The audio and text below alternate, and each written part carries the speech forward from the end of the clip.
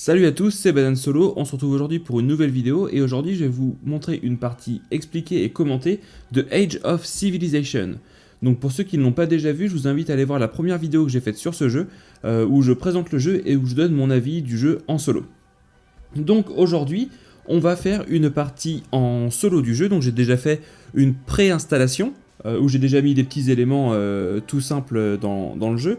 Donc on a le plateau d'action, le plateau de technologie du joueur, la piste de points de victoire, les différents jetons qui sont des pièces de monnaie et des cubes de technologie, mes ouvriers que je vais utiliser pendant la partie. Voilà, maintenant il y a des choses plus précises à mettre en place, notamment la ligne d'action. Donc les actions sont toutes ces cartes-là. En solitaire, la seule contrainte, la seule règle, c'est de placer la carte Pest, donc Plague en anglais, en 5ème position, d'en placer 4 avant et 3 après. Voilà, c'est la seule contrainte qu'on va avoir.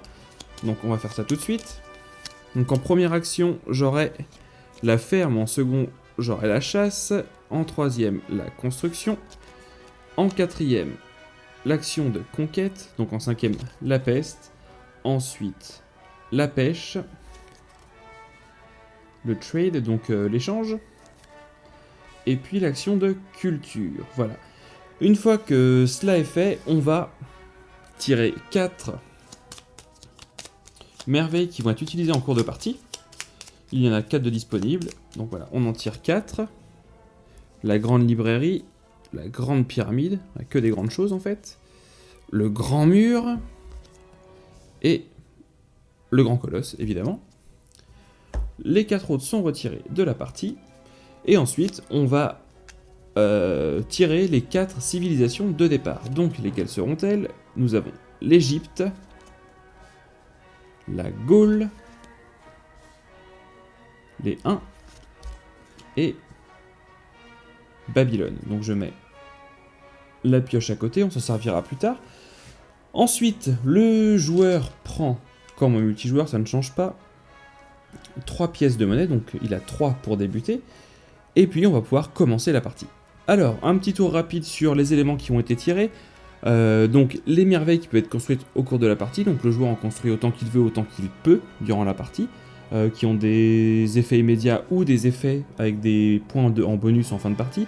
Et puis les 4 civilisations de départ, donc nous avons l'Égypte, la Gaule, les Huns et Babylone, qui donnent différents bonus. Donc déjà on voit que chaque civilisation sur le côté a un nombre de petits personnages, donc d'ouvriers qui sont ici. Quand je vais choisir la civilisation que je jouais en début de partie, je vais prendre le nombre de personnages indiqués sur le côté. Plus j'en ai, plus je pourrais réaliser d'actions, mais en contrepartie, le ou les pouvoirs proposés sont moins forts. Donc l'Égypte propose évidemment beaucoup d'ouvriers, comme on le voit, avec une action qui est pas trop mal, mais à contrario, Babylone, qui n'offre que 2 ouvriers, elle a un pouvoir très très fort. Donc voilà, c'est un choix qu'on va devoir faire en cours de partie, au début de la partie. Alors donc, pour commencer mon premier tour, je vais déjà choisir, donc le début du tour d'un joueur, c'est simple, il va déjà choisir s'il prend une civilisation. C'est une action que je dois forcément faire en début de partie parce que je n'en ai pas, donc je vais choisir une civilisation parmi les 4. Il faut que je décide laquelle est la plus intéressante pour moi. Donc après une courte réflexion, je vais prendre l'Égypte. Alors l'Égypte, pourquoi? Tout simplement parce qu'elle me donne déjà 4 ouvriers, ce qui est pas mal en début de partie, ça m'offre beaucoup d'actions possibles. Voilà. On va même faire quelque chose de malin. Attention, effets spéciaux. Hop. Hop, on aura plus de place pour jouer. Donc l'Égypte m'offre 4 personnages et ses pouvoirs sont, lorsque je fais l'action construire une merveille, je paierai une pièce de moins. Et en plus de ça, elle m'offre un point de défense militaire. Donc je vais expliquer après à quoi ça sert. Et le pouvoir passif, parce qu'il y a des pouvoirs actifs et des pouvoirs passifs. Le pouvoir passif qu'on a quand on est en déclin, mais qui est aussi activé le reste du temps, j'expliquerai après ce que c'est exactement, c'est -1 lorsque je fais l'action de construire. Donc j'ai pris mes 4 personnages qui sont indiqués ici, et là je peux commencer à jouer. Donc, un tour de jeu d'un joueur c'est très simple, je vais placer mes personnages sur les actions disponibles. Les actions disponibles sont toujours les 3 actions du plateau action, et les 3 actions qui sont en dessous. À la fin de chaque tour, ce plateau va avancer, ce qui fait que d'un tour sur l'autre, on aura 5 actions en commun par rapport au tour précédent, et une nouvelle. Donc, les actions Wonder, donc c'est construire une merveille, donc c'est simple. Je pose un personnage dessus, je paye mes 7 pièces, je gagne tout de suite 3 points de victoire, que je note ici, et en plus je gagne une merveille de mon choix que je mets dans mon aire de jeu. L'action de recherche me donne plus un point de victoire, me permet de gagner une technologie, donc en le signifiant avec un cube. Et ça me coûte 4 pièces et un personnage que je vais poser. L'action d'exploiter, donc c'est l'esclavagisme. Je prends 2 pièces pour un personnage. L'action de ferme, je pose 2 personnages, c'est obligatoire pour gagner 3. La chasse, je gagne une pièce. Et si je n'ai pas de technologie, je gagne un point de victoire, ça me coûte un personnage. Et l'action de construire me donne 2 points de victoire pour 2 personnages posés et 2 pièces. Alors donc, je vais commencer, ça c'est sûr. Comme j'ai beaucoup de personnages, je vais commencer par l'action de ferme qui me donne quand même 3 pièces assez rapidement, ce qui paraît pas mal dans ma configuration. Donc je suis à 6, je vais poser mon personnage ici, donc on voit bien que ça me coûte 7 normalement, mais grâce à mon pouvoir de construction de merveille à -1, ça me coûte en effet 6.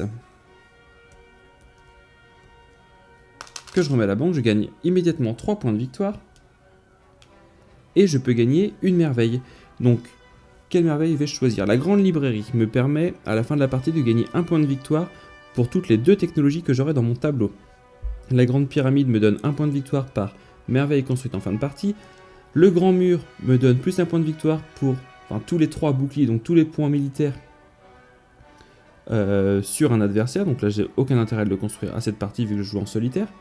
Et le dernier, c'est le colosse. À la fin de la partie, si j'ai développé l'ingénierie qui est ici, je gagne 2 points de victoire. On va simplement commencer par la grande librairie qui me donne 2 points de victoire. 1 point de victoire en fin de partie, pardon, pour 2 technologies construites. Et donc il me reste un personnage à placer. J'ai plus grand chose à faire. Je vais aller placer mon personnage sur de la chasse. Ça me donne une pièce, c'est pas énorme. C'est toujours ça de prix, mais c'est pas énorme. Mais comme je n'ai pas de technologie, c'est la deuxième partie de la carte, je gagne 1 point de victoire. Voilà. Premier tour, 4 points de victoire, c'est pas tout mal. Voilà, le tour est quasiment fini. Donc une fois que tout cela est fait, on va résoudre nos ouvriers. Donc c'est-à-dire qu'on va récupérer nos ouvriers qui ont été placés sur des cases blanches, donc c'est le cas de ces 3 là. Par contre, les ouvriers qui ont été placés sur des cases rouges, comme les merveilles et l'esclavagisme, sont défaussés parce que c'est pas très glorieux de faire travailler des ouvriers pour la construction d'une merveille, ou évidemment les exploiter, donc ce pion-là est défaussé pour l'instant. Avant de passer au tour suivant, on a 2 petites choses à faire. La première chose, c'est prendre un cube de technologie et de le placer près de la piste d'action. Ça représente la force militaire de mon adversaire fictif. Donc à la fin de chaque tour, je vais en ajouter un. Et l'autre chose qui est à faire tout de suite, c'est placer une pièce sur chaque civilisation qui n'a pas été récupérée à ce tour-là, et en tirer une nouvelle. Et donc là, on tire les Slaves qui offrent 4 personnages, et à chaque fin de tour, si je suis le joueur à avoir le plus de points militaires, je gagne une pièce d'or. Et en plus, en passif, on a un point militaire. Voilà. Une fois que cela est fait, on avance le plateau d'action d'une case vers la droite, ce qui sort l'action ferme des actions possibles, et nous propose l'action conquête. Tout de suite, il y a une chose à faire, c'est regarder si dans le coin supérieur gauche de la carte, il y a un petit symbole, donc un petit symbole d'épée ou de personnage rayé. Personnage rayé, il y en a un seul et c'est sur la peste. Quand on arrive sur ce symbole-là, ce qui est le cas ici, il y a une comparaison militaire. Donc on va regarder si la force militaire du jeu, en fait, de l'IA, est supérieure au joueur qui a la plus faible. Donc en l'occurrence, ce sera moi. Donc il a un point de force militaire, moi j'ai un point de force militaire, il n'a pas plus que moi, il ne se passe rien. Si toutefois j'avais eu une force militaire plus faible que la sienne, j'aurais dû défausser un de mes personnages, que je n'aurais plus eu pour ce tour-là. Maintenant on passe vraiment au début du deuxième tour. Donc, au début du tour, j'ai la possibilité de prendre une nouvelle civilisation. Soit je la prendrais et je la mettrais en civilisation active, ce qui fait que je perdrais tous mes pouvoirs d'Égypte sauf celui-ci, ou je le mets en civilisation passive, je le mettrai en dessous et je bénéficierai juste du bonus dans le gris. Pour l'instant, ça me paraît pas trop mal en ce début de partie, j'ai 3 personnages, ce qui me semble raisonnable pour un deuxième tour, donc je vais commencer réellement mon deuxième tour. La nouvelle action qui a été intégrée, c'est l'action de conquête. Si je suis le joueur qui a le plus de force militaire, je gagne 2 points de culture, et ça me coûte un personnage que je ne récupérerai pas. Alors, que faire en ce début de tour? Mais en fait, en ce début de tour, finalement, je vais peut-être changer de civilisation. C'est un peu tôt, ça m'embête un peu, mais il me faut de l'argent rapidement. Donc, je vais prendre les 1, qui déjà m'offre une pièce immédiatement parce qu'il y en avait une dessus, vu que c'est une civilisation qui traînait depuis un tour. Et j'ai le choix donc de la placer soit dessus, soit dessous. Et je vais la placer dessus. Donc je récupère 3 personnages, j'en avais déjà 3, il ne se passe rien. J'ai mon point militaire que j'ai perdu en dessous, mais que je récupère là, donc c'est pas très grave. Mais surtout, mon action de chasse va être plus intéressante. Donc, après ce changement d'avis rapide, que vais-je faire exactement? Donc, il me faut de l'argent. Ça m'a pas l'air mal d'aller chasser avec mes 1, qui sont des bons chasseurs. Après, je ne sais pas ce que c'est la différence entre un bon chasseur et un mauvais chasseur. Je ne pense pas qu'il y ait de galinettes cendrées dans le jeu, mais bon. Envoyons ces bons chasseurs chasser. Et donc, l'action de chasse me dit de prendre une pièce plus 2 ici, parce que les 1 sont des bons chasseurs, comme on l'a dit. Donc, je prends 3 pièces. Et en plus, comme je n'ai pas de merveille, je prends un point de victoire. Je passe donc à 5. Ensuite, je vais réfléchir déjà. J'hésite entre l'action de recherche et l'action de construction. Le problème de la construction, c'est que ça me cramera mes 2 personnages. Donc on va quand même réfléchir un petit peu. Je vais déjà faire une deuxième fois l'action de chasse. J'en ai la possibilité, donc je vais reprendre 3 pièces. Donc cette fois, je suis plutôt à l'aise. Et je vais faire une action de recherche qui me donne un nouveau point de victoire et qui me permet de débloquer une technologie. Technologie, je prends un cube et je vais le placer sur mon tableau de technologie, mon arbre de technologie. Pour ça, je dois forcément commencer au début de la partie, pour ma première technologie, placer le cube sur une des 3 technologies du bas, c'est-à-dire l'écriture, la navigation et le minage.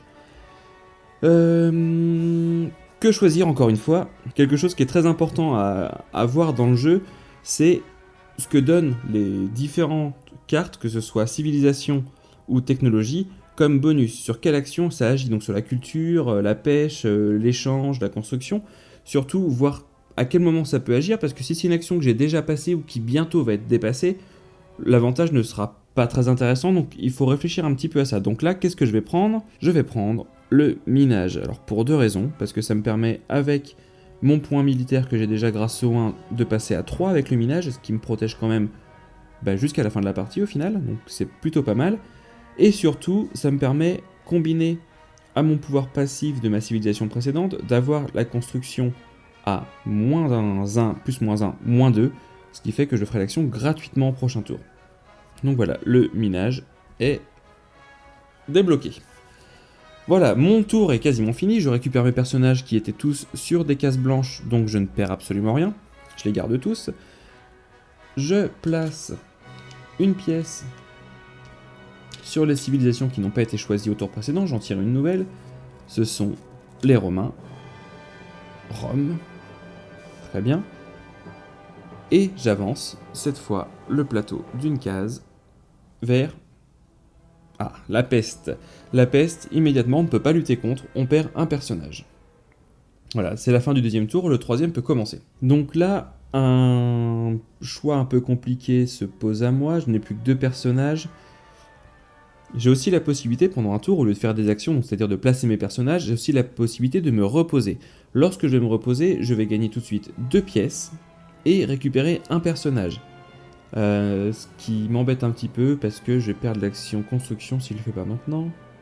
Bon allez tant pis, à ce tour là je vais faire qu'une seule chose, je place mes 2 personnages ici, ça me coûte normalement 2 pièces d'or, mais avec mes bonus débloqués, le -1 ici et le -1 ici, je ne perds rien et donc je gagne 2 points de victoire immédiatement.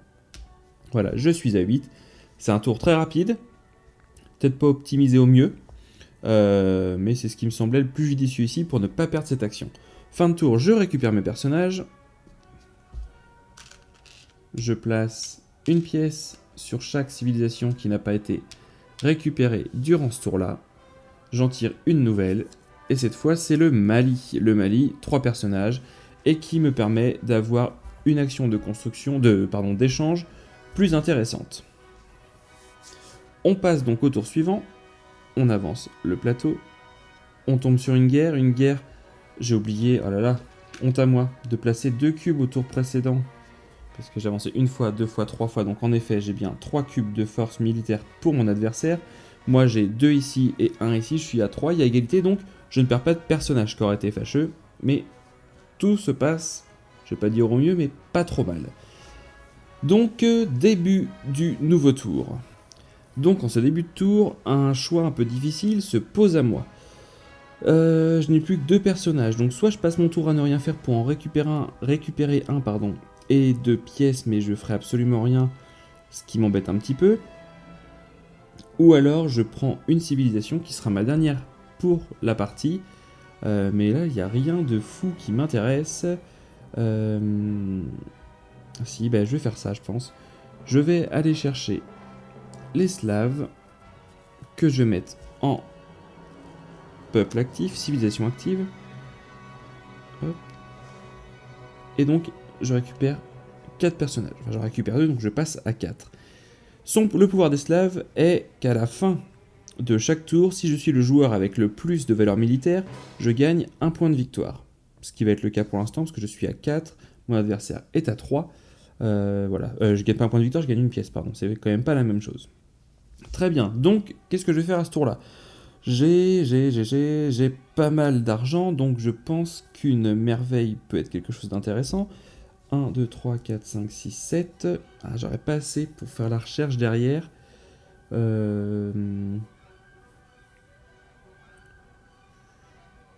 m'embête un petit peu.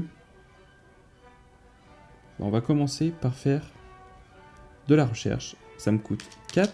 Je place mon personnage ici. Je prends immédiatement un point de victoire. Et en plus de cela, je gagne une technologie. Donc en technologie, maintenant j'ai toujours le choix avec les 2 premières, donc l'écriture et la navigation. Et j'ai maintenant accès à l'iron working, donc le travail du fer, qui me donne de la puissance militaire. C'est pas forcément ce qui m'intéresse le plus actuellement. Par contre, la navigation est pas mal, parce qu'elle me donne 1 point militaire en plus, ce qui pour les Slaves est pas mal. Ça permet d'avoir un peu plus d'argent. Et surtout, ça booste l'action de pêche et l'action de trade qui sont tout juste disponibles, la pêche maintenant et le trade au tour suivant. Donc, c'est pas mal. Une fois que ça c'est fait, je vais aller faire mon action de pêche, qui cette fois me rapporte 1 plus 1 grâce à la navigation, ça me rapporte 2. C'est pas tout mal. Je vais ensuite aller réaliser une autre action. Certes, je vais faire une merveille pour 7, 5, 6, 7 pièces d'or. Je me mets ici, je gagne immédiatement 3 points de victoire. Et je vais prendre une merveille. Donc le colosse me fera des points si j'ai l'ingénierie. Ça va être compliqué de l'attraper d'ici la fin de la partie. Le grand mur ne me sert pas en solitaire, donc je vais aller prendre la grande pyramide. Hop. Les deux ensemble sont pas mal, sachant que la grande librairie me fera 2 points, 1 point en fin de partie pour 2 technologies, donc je vais déjà prendre 1 point, et ensuite, à la fin de la partie, 1 point par merveille, donc je vais encore prendre 2 points ici. C'est pas tout mal. Et il me reste un personnage à utiliser. Le problème, c'est qu'il me reste 3 actions disponibles, c'est-à-dire la recherche, mais j'ai plus l'argent nécessaire, l'esclavagisme, mais je vais perdre mon personnage, et la conquête, mais je vais perdre mon personnage. Ça m'embête un petit peu, mais bon, je vais quand même faire ça. Je vais aller jouer la conquête. Ouais, je vais jouer la conquête, qui me donne tout de suite 2 points de victoire supplémentaires. Je passe donc à 14.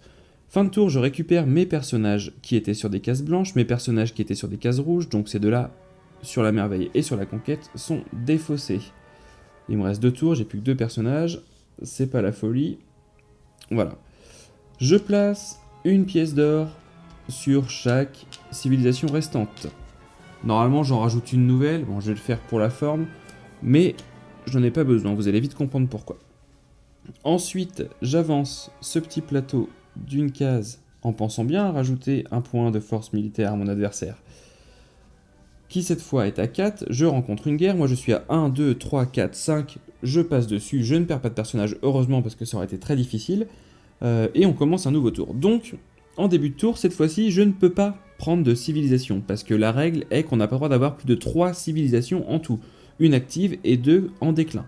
Donc j'ai mes 3, je n'ai plus de civilisation à prendre pour la fin de la partie. Et j'ai plus que 2 personnages, et c'est ça le petit problème.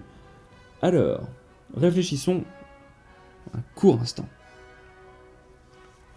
Durant ce court instant de réflexion, je me suis rendu compte que je n'ai pas activé le pouvoir de mon personnage, enfin de ma civilisation en fin de tour, qui est de prendre une pièce, et si c'est moi qui ai la plus forte valeur militaire, c'est le cas, je prends ça et du coup je peux encore réfléchir un tout petit peu plus parce que j'ai plus d'argent. Que faire? Allez, après une courte réflexion, je vais faire l'action d'échange, de trade, qui me permet de prendre 2 pièces plus une grâce à la navigation qui est débloquée, donc je prends 3 pièces. Je prends 3 pièces, sachant qu'en multijoueur, quand cette action est activée, tous les autres joueurs qui ne font pas l'action gagnent immédiatement une pièce. Bon là, personne n'est concerné évidemment. Et donc avec ce personnage, que puis-je faire? Je pense que je vais aller faire de la recherche, encore une fois. Donc ça me coûte 4. Je gagne immédiatement mon 15e point de victoire. Et une technologie. En technologie, j'ai maintenant accès donc toujours à la culture. J'ai accès aux mathématiques et au travail du fer. C'est bien simple, je pense que je ne vais pas hésiter longtemps. Je vais aller faire les mathématiques. Comme ça, mes actions de recherche au prochain tour, au dernier tour, me coûteront plus que 3 et non plus 4. C'est pas tout mal. Okay. Donc je récupère mes personnages, mes 2, ce qui est peu. Je pense bien mettre la force militaire de mon adversaire ici, même s'il n'y aura plus de combat. Et je vais avancer mon plateau. Je ne rencontre pas de guerre, donc pas de comparaison à ce tour-là. Je suis bien le joueur qui a le plus de force militaire. 1, 2, 3, 4, 5, 5. On est tous les deux à avoir le plus, donc je prends bien ma pièce. Je ne mets pas de pièces sur les civilisations restantes et je n'en tire pas de nouvelles, parce que quoi qu'il en soit, je n'en prendrai pas de nouvelles pour la fin de la partie. Donc ce dernier tour, j'ai plus que 2 personnages, il va peut-être pas être le plus fou possible, mais j'aimerais bien quand même marquer encore un petit peu de points. Donc pour ça, je vais commencer par l'action d'échange, qui me paraît pas mal, qui me permet de prendre 3 grâce à mon pouvoir, enfin ma technologie de navigation. J'ai donc 5, et là, réfléchissons. Je vais faire cette action-là, qui me coûte 3, grâce à ma recherche. Et non pas 4. Je prends un point de victoire, donc je passe à 16. Et je débloque une nouvelle technologie, qui va être l'ingénierie. Finalement, je pensais pas l'atteindre, mais je l'ai atteinte. Donc quand on est aux mathématiques, à partir du 2e niveau, en fait, on a accès au pouvoir supérieur en diagonale. Donc mathématiques me donne aussi accès à la poudre à canon et à la science. Je vais prendre l'ingénierie parce que en fin de partie, je vais quand même gagner un point de victoire par merveille que j'ai. En gros, c'est le même pouvoir que la grande pyramide, donc je l'ai 2 fois, donc c'est très très bien. Voilà, j'ai fait toutes mes actions, je récupère mes personnages, et on est arrivé à la fin de la partie. Donc, c'est la fin de partie, on a quelques points encore à compter, ça va notamment être les points des merveilles, et éventuellement du tableau de technologie. Donc, j'ai une seule technologie qui me fait des points en fin de partie, c'est l'ingénierie, qui me dit de gagner un point de victoire par merveille que je possède. J'en possède 2, donc pour ceux qui sont bons en maths, ça me fait 2 points. On passe aux merveilles, la grande pyramide qui fait exactement le même pouvoir, qui me donne 2 points de victoire pour chaque merveille que je possède. Toujours 2 points. Et la dernière carte qui me donne des points, c'est ma grande librairie, qui m'offre 1 point de victoire toutes les 2 technologies. J'ai 4 technologies, je marque donc 2 points de victoire. Voilà, la partie est terminée. Ça n'a pas été long, ça a été simple, dans les règles, pas forcément dans la stratégie. Voyons voir exactement ce que vaut mon score. Donc, l'éditeur et l'auteur ont très bien fait leur travail avec un petit tableau d'objectifs à réaliser durant toutes nos parties, qu'on peut voir ici. Donc c'est très simple. Je regarde le tableau, j'ai fait plus de 20 points, enfin j'ai fait 20 points ou plus. Je suis un chef de clan remarquable, parce que je suis à 22 points, donc je peux cocher cet objectif qui a été achevé. le suivant était 25. Donc j'étais pas très loin, mais je manque un petit peu encore de pratique et surtout de visibilité sur le jeu pour réussir à l'atteindre. Donc voilà, j'ai réussi à être un chef de clan remarquable. Voilà, je peux ajouter ça à ma liste de superlatifs, éventuellement à mon CV pour des prochains emplois. Je suis un chef de clan remarquable. Donc voilà, c'était une partie de Age of Civilization, un jeu de Geoffrey CCH. C'est rapide, c'est simple, c'est un jeu de développement de civilisation pour la thématique. C'est rapide, c'est fluide. Les parties sont extrêmement rejouables grâce aux différentes civilisations, il y en a 48, les combinaisons de merveilles, l'ordre des actions, le développement de ces technologies, voilà, il y a quand même beaucoup de choses différentes qui jouent sur la rejouabilité d'une partie sur l'autre. Voilà, c'est un petit jeu sympa en solo qu'on peut sortir assez rapidement et assez souvent. Donc voilà, j'espère que ça vous a plu. N'hésitez pas à poser des questions en commentaire si vous avez des questions sur le jeu, sur la partie, sur certains points de règle qui vous ont paru peut-être un petit peu flous, mais je l'espère pas. Et voilà, je vous laisse apprécier cette partie si vous voulez la revoir en replay, au ralenti, pour voir les très belles actions que j'ai pu y mener. Et on se retrouve très vite pour une nouvelle vidéo. Salut!